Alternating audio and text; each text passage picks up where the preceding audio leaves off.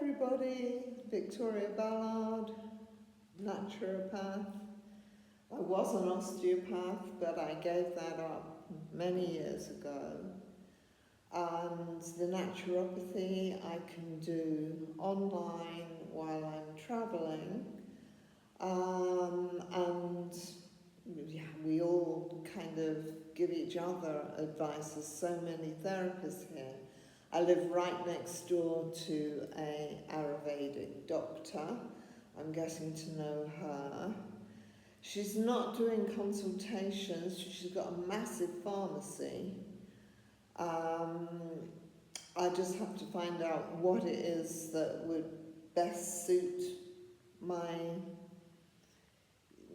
sleeping is getting much better, thank God, but I'm sure some Ayurvedic medicine would help. So I thought I'd just keep friendly with her as a neighbour and see if there's anything I can learn extra about the body types, Vata, Pitta and Kapha. However, it will all be vegetarian, and as I've made quite clear, I'm vegetarian 6 months of the year, but when I'm in England for the other 6 months, I actually follow the ketogenic or ketovore, because I'm mainly carnivore, with my fats will be coconut oil and MCT oil. I eat onions and garlic, but otherwise it's mainly meat, fish, loads of eggs. I think eggs are absolutely wonderful. Free range, everything free range. So yeah, I've had indigestion issues until I went on carnivore, and those digestive issues have not only gone away on carnivore. I'm 7 weeks into my stay here eating spicy Indian only carbohydrate food. I don't eat any protein because I don't mix starch with protein. Now it's a very simple rule, and if you're not at all sure what is a protein and what is a carbohydrate, it's usually on the ingredients list, or you can email me. Just ask me if there's something you want to eat.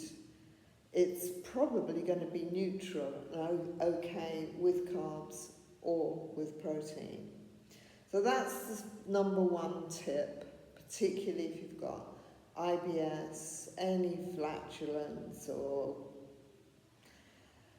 constipation, diarrhea, whatever, particularly the acid reflux and the indigestion. If you stop mixing starch and protein, you will notice a big difference. But for me, it didn't go away completely until I started to eat carnivore. So that's a little bit about food combining. Then the next thing to remember is intermittent fasting. And you can use any one of the 3 meals to choose from if you're going to do 1 meal a day. I think that might sound, particularly over the Christmas period, you're not going to want to only eat 1 meal a day, but that's actually what I've been doing for a very long time. And because I'm eating carbs here, rice, I am chewing very thoroughly to break down the carbohydrates in the tyalin in the mouth. And so I take a really long time to eat I do it at lunch, only because it's kind of more sociable here, lunch. For you, it might be dinner. And the most effective ever for me has been breakfast. When I was in Mexico and I ate before 8 a.m, only meat, and then it was too hot the rest of the day to eat, so I went all the way through to the next morning. So I've been doing 1 meal a day for a long time, but my metabolism isn't all that fast, but it did get really corrected to a very large extent on the carnivore diet. And as I say, I've been here 7 weeks now. I've got no indigestion problems. That has not come back. I've not put on much weight, I don't think. I haven't got any scales, but I don't really feel much fatter. So that's all good. So use the intermittent fasting. I mean, if you're just starting out on this, really just go 12 hours. I mean, you know, just go from 8 in the evening till 8 in the morning. And you'll be sleeping through most of it, so you won't find it very difficult. You won't find it difficult at all, in fact. And then you can gradually extend the fast. And lunch is like, I've got this big thing, you know, from Ayurveda, that the Ayurvedic science, if it's an art as well as a science, they say that lunchtime is when your body is most able to process food. So if you can make the meal lunch to start with, that would be good. Now I have mentioned omega-3 and omega-6. These are called essential fatty acids, and I call that for a reason. We don't make them in our body. We actually have to take them in as food. And the most anti-inflammatory and the best for the brain is the omega-3. Omega-6 is really readily available in nuts, seeds, fruits, vegetables. Really easy to get your omega-6s. And the trouble is that there's rather a lot of omega-6, in fact there's a huge amount, in vegetable oils and seed oils, which people like to fry their food with. And the food industry uses cheap versions of these highly processed oils in all their fake food. I really suspect fake food, and particularly vegetarians who are sort of like missing the bacon and the chicken, and they're buying actual fake versions of it that have been highly processed, and also the sort of butter substitutes, which are mainly vegetable oil or sunflower oil or one of the seed oils. All these are so high in omega-6 that it knocks out omega-3. And omega-3 is an amazing mood booster. Now, I had a client once and he said he wanted to come off his antipsychotics. So I said, well, go to your psychiatrist. He paid privately. And the psychiatrist was really brave. He said, well, we'll reduce them really slowly, but what I want to do is put you on a large dose of omega-3 fish oils. So when he told me that, I was absolutely delighted. And I said, and what did he tell you about the omega-6? And he said, he didn't mention omega-6. Well, no good, well, I wouldn't say no good. I mean, of course it's good to take like loads of omega-3 capsules, you know.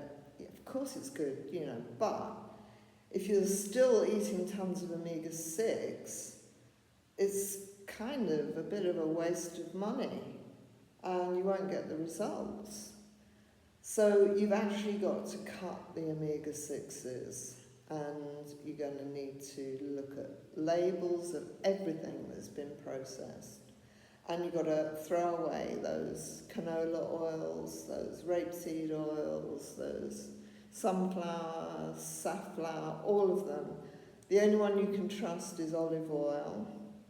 And I have actually heard that they sometimes add some of the seed oils to the olive oil because it's more, they make more profit doing that. So make sure it's really extra virgin, first pressed olive oil if you want to fry in oil. The best thing to fry with is coconut oil. It's got a really high smoke point, and when you cook with it, you don't actually lose any of the benefits of coconut oil. And coconut oil has amazing benefits for the brain especially. It's even been known to reduce the symptoms of Alzheimer's. It's that good for the brain. So coconut oil is amazing. I use just fat from my butcher. He throws it all away. So I said, no, keep some, give it to me, and make my own. I think you call it tallow in America. We call it dripping in England. It's just basically fat that you can fry food in. That's what I use. I also use ghee and I also use butter, but never ever the awful omega-6 rich vegetable and seed oils. So if you are in any way interested in raising your mood and getting omega-3 is anti-inflammatory, so it's going to help joints. Joint pain goes away. It's a wonderful substance. Of course, it's found in oily fish, sardines especially, sardines, salmon, mackerel, herring. They call them pilchards in England. They're just big sardines. All these oily fish are absolutely rich in omega-3, and if you get it through food, always ends up being better. So please take away the idea that you don't just up the omega-3, you desperately reduce the omega-6. And if you are buying these fake foods, just get some natural alternatives that aren't loaded with this processed rubbish. It is rubbish, and it's keeping us sick, keeping the pharmaceutical industry really wealthy because we stay sick if we eat that rubbish. So, that's a very positive note, isn't it, for Christmas? It's not quite Christmas Day here yet. It's early evening. We have celebrated already. We'll be celebrating again tomorrow. A lot of Hindus have got a lot of respect for Jesus, so some of them will be also putting some nice, pretty lights. I went to the restaurant today where we're having our Christmas lunch, and she's putting up lovely lights all over the place, and there was a Christmas tree and our chanting. So we had a wonderful long chant, about 100 people, then we all sat in it together. So I'm having a wonderful Christmas. I hope you are too. So lots of love from India, and see you maybe tomorrow. I might do one on Christmas Day, or I might be too busy having fun. Hope you're too busy having fun. Do like and subscribe, please. I would really like to hear your comments as well, and anything you're interested in that I might know something about. And if it's Ayurvedic, I've got the doctor next door to ask. So just email me your questions. It's in the description, or comments, or both. So yeah, get in touch and have a wonderful Christmas. Bye.